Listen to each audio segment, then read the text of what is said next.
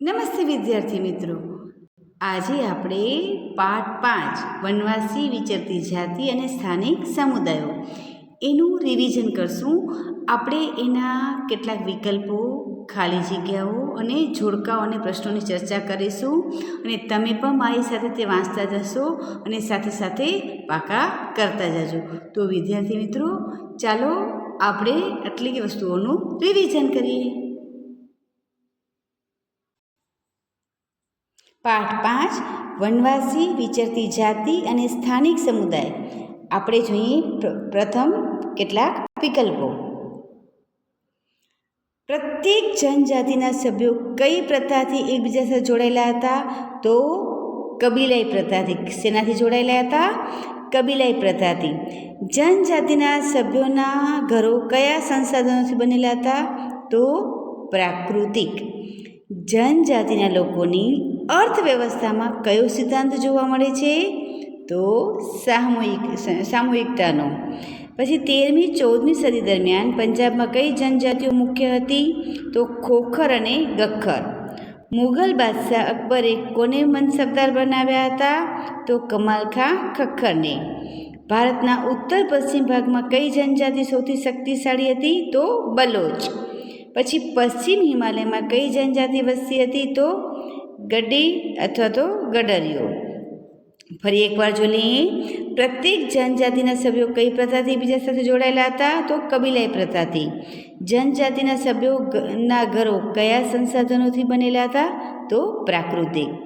જનજાતિના લોકોની અર્થવ્યવસ્થામાં કયો સિદ્ધાંત જોવા મળે છે? સામૂહિકતાનો. 13મી 14મી સદી દરમિયાન પંજાબમાં કઈ જનજાતિઓ મુખ્ય હતી? તો ખોખર અને ગખ્ખર. મુગલ બાદશાહ અકબરે કોને મનસબદાર બનાવ્યા હતા? તો કમલખાં ખખ્ખરને. ભારતના ઉત્તર પશ્ચિમ ભાગમાં કઈ જનજાતિ સૌથી શક્તિશાળી હતી? તો બલોચ. પશ્ચિમ હિમાલયમાં કઈ જનજાતિ વસતી હતી? તો ગડી અથવા તો ગડરિયો. હવે જોઈએ 8મું 7મું આપણે જોઈ ચૂક્યા. હાલના બિહાર અને ઝારખંડ વિસ્તારની બે મહત્વની જનજાતિઓ કઈ હતી? તો મુંડા અને સંથાલ. કર્ણાટક અને મહારાષ્ટ્રના પહાડી વિસ્તારોમાં કઈ જનજાતિઓ રહેતી હતી? તો કોળી અને બેરાદ. બધી વિચરતી કે વિમુક્ત જાતિઓમાં કઈ જાતિ સૌથી અગત્યની? તો વણઝારા. હવે વણઝારાનો સમૂહ કયા નામે ઓળખાતો હતો? તો ટાંડા.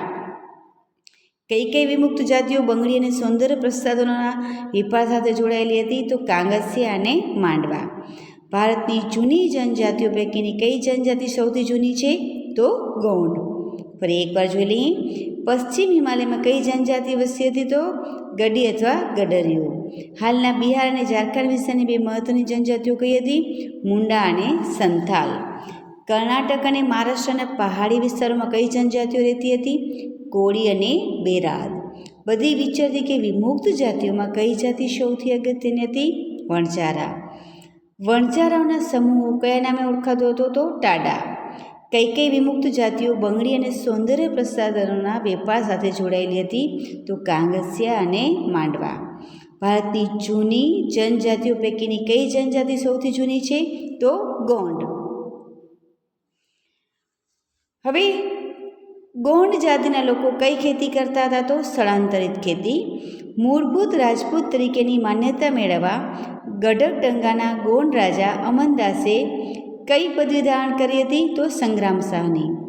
ગઢકડંગા રાજ્ય શાના વેપાર દ્વારા પુષ્કળ ધન મેળવ્યું હતું? તો હાથીઓના. કયા લોકો 13મી સદીમાં હાલના મ્યાનમારથી આવી અસમની બ્રહ્મપુત્ર નદી ખીણ વિસ્તારમાં વસ્યા હતા? તો અહોમ. કયું રાજ્ય બળજબરીપૂર્વક શ્રમ પર આધારિત હતું? તો અહોમ. અહોમ રાજ્યમાં 17મી સદીના પ્રથમ દશકમાં વહીવટી વ્યવસ્થા કેવી બની? તો કેન્દ્રીકૃત.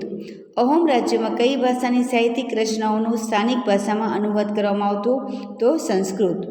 ગુજરાતમાં નીચેના પૈકી કયા વિસ્તારમાં જનજાતીય રાજ્ય હતું? તો ડાંગ. ફરી એકવાર જોઈ લઈએ. તો ગોંડ જનજાતિ લોકો કઈ ખેતી કરતા હતા? તો સ્થળાંતરિત ખેતી. મૂળભૂત રાજપૂત તરીકે માન્યતા મેળવવા ગઢકડંગાના ગોંડ રાજા અમનદાસે કઈ પદવી ધારણ કરી? તો સંગ્રામ શાહની. ગઢકડંગા રાજ્યે શાના વેપાર દ્વારા પુષ્કળ ધન મેળવ્યું? તો હાથીઓના. કયા લોકો 13મી સદીમાં હાલના મ્યાનમારથી આવી અસમની બ્રહ્મપુત્ર નદી ખીણ વિસ્તારમાં વસ્યા હતા? તો અહોમ જાતિના લોકો. કયું રાજ્ય બળજબરીપૂર્વક શ્રમ પર આધારિત હતું? તો અહોમ. અહોમ રાજ્યમાં 17મી સદીના પ્રથમ દશકમાં વ્યવસ્થા કેવી બની? તો કેન્દ્રીકૃત. અહોમ રાજ્યમાં કઈ ભાષાની સાહિત્યિક રચનાઓનો સ્થાનિક ભાષામાં અનુવાદ કરવામાં આવતો? તો સંસ્કૃત. ગુજરાતમાં નીચેના પૈકી કયા વિસ્તારમાં જનજાતિ રાજ્ય હતું? તો ડાંગ.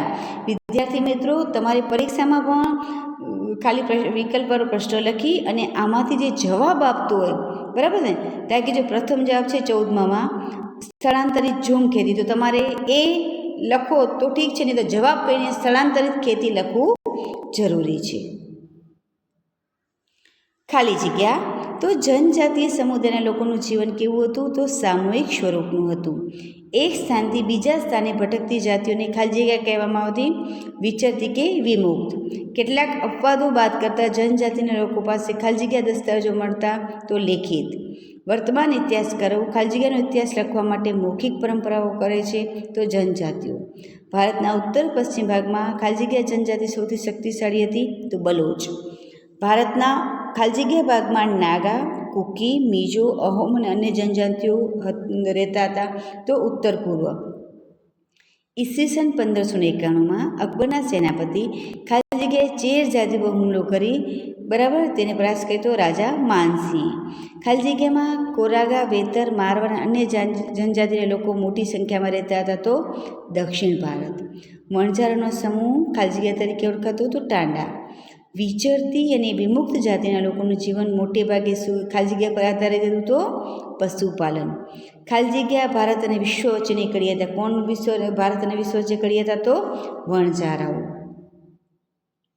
ગોંડ રાજ્યની રાજ્ય વ્યવસ્થા ખાલી જગ્યા હતી? તો કેન્દ્રીકૃત. ખાલી જગ્યા પર વિજય મેળવી મુગલોએ પુષ્કળ ધન હાથે મેળવ્યા હતા?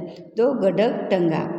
અહોમ રાજ્ય ખાલી જગ્યા પર આધારિત હતું? તો બળજબરીપૂર્વકના શ્રમ પર. અહોમ લોકોએ ખાલી જગ્યાની ખેતીની નવી પદ્ધતિ શોધી હતી? તો ચોખાની. અહોમ રાજા ખાલી જગ્યાના સમયમાં હિન્દુ ધર્મ મુખ્ય ધર્મ બન્યો હતો? તો શિવસિંહ. અહોમ લોકો દ્વારા રચવામાં આવેલી ઐતિહાસિક કૃતિઓ ખાલી જગ્યા હતી? તો બુરંજી. હવે આપણે શું જોશું? સાચા ખોટા. દરેક જનજાતિના સભ્યો સંયુક્ત કુટુંબ પ્રથાથી એકબીજા સાથે જોડાયેલા હતા? તો ખોટું. જનજાતિઓ સામાન્ય રીતે જંગલો અને દુર્ગમ સ્થળોમાં રહેતી હતી? સાચું. પશ્ચિમ હિમાલયમાં મુખ્યત્વે ગડ્ડી, ગડરીઓ જનજાતિઓ રહેતી હતી? સાચું. મુંડા અને સંથાલ જનજાતિઓ દક્ષિણ ભારતમાં રહેતી હતી? ખોટું. દક્ષિણ ભારતમાં વેતર, કોરાગા અને મારવાડ જાતિના લોકો વસતા હતા? સાચું. અકબરના મનસબદાર માનસિંહે ચેર જાતિ પર હુમલો કરી વિજય મેળવ્યો હતો? ખોટું. ભીલ કુળના કેટલાક લોકો પશુપાલન પ્રવૃત્તિ સાથે જોડાયેલા હતા? ખોટું. વણઝારાઓનો સમૂહ ટાંડા કહેવાતો? સાચું. ગુજરાતમાં નટ, બજાણિયા, કાંગસિયા જેવી વિચરતી વિમુક્ત જાતિઓ વસે છે? સાચું. ગોંડ જાતિમાં દરેક કુળના એક રાજા હતો? તો સાચું. ગોંડ લોકો તોપનું નિર્માણ કરી શકતા હતા? ખોટું. દરેક ગઢ 84 ગાનો એક એકમ હતો, જેને 84 કહેવામાં આવતું? તો સાચું. 17મી સદીમાં અહોમ લોકો બંદૂકો બનાવી શકતા હતા? ખોટું. ગોંડ રાજ્ય બળજબરીપૂર્વકના શ્રમ પર આધારિત હતું? ખોટું. અહોમ લોકોએ શેરડીની નવી જાતો શોધી હતી? ખોટું. અહોમ રાજા મંદિરો અને બ્રાહ્મણોને જમીન દાનમાં આપતા? તો સાચું. હવે જોડકા જોડોમાં વિદ્યાર્થી મિત્રો, આપણે ભલે ચોપડીમાં આવી રીતે જોડીએ છીએ, પણ તમારે પરીક્ષામાં જનજાતિઓની અર્થવ્યવસ્થા, તો તમારે એની સામે શું લખવાનું છે? સામૂહિકતાનો સિદ્ધાંત. ખોખર અને ગખ્ખર જનજાતિઓ? તો પંજાબ. પછી લંદા અને અર્ધુન જનજાતિઓ? તો મુલ્તાન અને સિંધ. પછી કમાલકા ખખ્ખર? તો ક્યાં આવશે? મનસબદાર. પછી બિહાર અને ઝારખંડમાં શું આવશે? બિહાર અને ઝારખંડમાં આપણે શું આવશે? તો ચેર જાતિ. પશ્ચિમ અને મધ્ય ભારત છે, બરાબર, એમાં ભીલ જનજાતિ. વણઝારાઓનો સમૂહ? તો ટાંડા. ગઢક ટંગા રાજ્ય? તો હાથીઓનો વેપાર. બીજો જોડકું આપણે કરી ચૂક્યા. ત્રીજું જોઈએ વર્ષાસન. તો વર્ષાસન સામે કયો જવાબ આવશે? તમારે લખવાનું 3 કહીને ડાંગ દરબાર. પછી શ્રમિક, તો શ્રમિક સાથે પાઇક. ને અમનદાસ, તો સંગ્રામ શાહ. ને ખોખર જનજાતિ તો પંજાબ. તો આ રીતે સામે સાચો જવાબ લખવાનો છે, નહીં કે જોડવાના છે કે નહીં કે બાજુમાં લખ્યો છે તે ઉત્તર. સામે જો વર્ષાસન આવે તો એની સામે તમારે જે નંબર આવતો હોય કે બરાબર, આપણે એ નંબર તમારે શું લખવાનું છે સામે? ડાંગ દરબાર, બરાબર છે ને, એ રીતે લખવાનું છે. હવે આપણે 4 પ્રશ્નો જવાબ જોઈએ. જનજાતીય સમુદાય કે વનવાસી સમુદાય કોને કહેવાય?